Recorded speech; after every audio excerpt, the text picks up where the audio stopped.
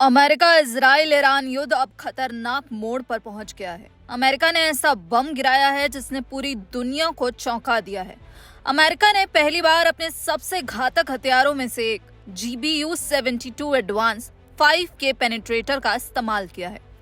इसे आम भाषा में बंकर बस्टर कहा जाता है, लेकिन इसकी ताकत इतनी है कि ये जमीन को चीरते हुए पाताल में छिपे दुश्मनों का काल बन सकता है। आखिर क्यों ये बम ईरान की रातों की नींद उड़ा रहा है? 17 मार्च को यूएस सेंट्रल कमांड ने एक सोशल मीडिया पोस्ट के जरिए जानकारी दी कि अमेरिकी सेना ने ईरान की मजबूत मिसाइल साइटों पर 5000 पाउंड के कई डीप पेनिट्रेटर बमों का सफल इस्तेमाल किया है। हालांकि शुरुआत में बम का नाम नहीं बताया, लेकिन retired air force lieutenant general Mark Wetherington ने पुष्टि की कि ये और कोई नहीं बल्कि अमेरिका के सबसे नए GBU-72 बम थे। इन्हें हॉर्मुज स्ट्रेट के पास ईरानी तटरेखा पर बने उन ठिकानों पर गिराया गया जिन्हें ईरान अभेद समझता था। GBU-72 आखिर इतना खास क्यों है? इसके वजन की बात करें तो यह 5000 पाउंड यानी कि लगभग 2267 किलोग्राम का एक विशाल बम है। वहीं ड्रिलिंग पावर की बात करें तो हथियार विशेषज्ञ रेयान ब्रॉब्स्ट के अनुसार इस बम में विस्फोटक से ज्यादा अहम इसकी स्टील केसिंग यानी बाहरी खोल है। यह किसी ड्रिल मशीन की तरह कंक्रीट और मिट्टी को चीरती हुई अंदर घुस जाती है। स्मार्ट तकनीक, इसमें हार्ड टारगेट स्मार्ट फ्यूज लगा होता है, यानी इसे पता होता है कि इसे सतह पर नहीं बल्कि जमीन के अंदर एक निश्चित गहराई पर जाकर ही फटना है। अब सवाल उठता है कि आखिर ये काम कैसे करता है?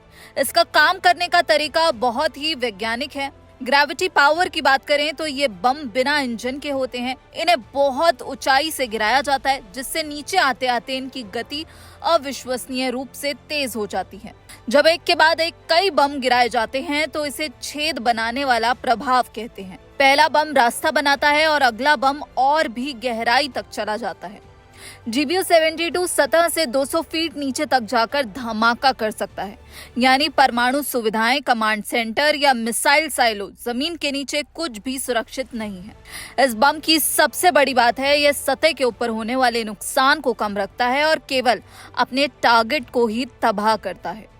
अमेरिका का यह कदम ईरान के लिए सीधा संदेश है कि उसकी किलेबंदी अब सुरक्षित नहीं है, यानी जमीन के नीचे ईरान ने जो किलेबंदी कर रखी है वो किसी भी तरह से सुरक्षित नहीं है। जहां एक तरफ लगातार ईरान और अमेरिका के बीच वार पलटवार देखने को मिल रहा है, ईरान अपने नेताओं की मौत का बदला लेने के लिए अमेरिका और मिडिल ईस्ट के कई देशों पर हमला करता हुआ नजर आ रहा है।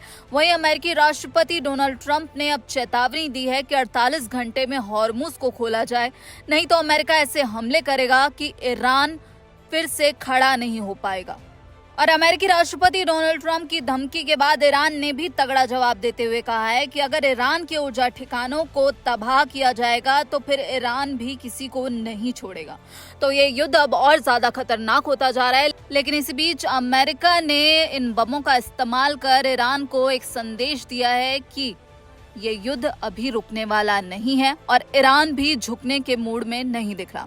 फिलहाल इस पूरे मामले पर आप क्या कुछ सोचते हैं? आपकी क्या राय है? हमें कमेंट बॉक्स में जरूर बताइएगा। बाकी देश और विदेश की तमाम खबरों के लिए आप देखते रहिए दैनिक जागरण। नमस्कार।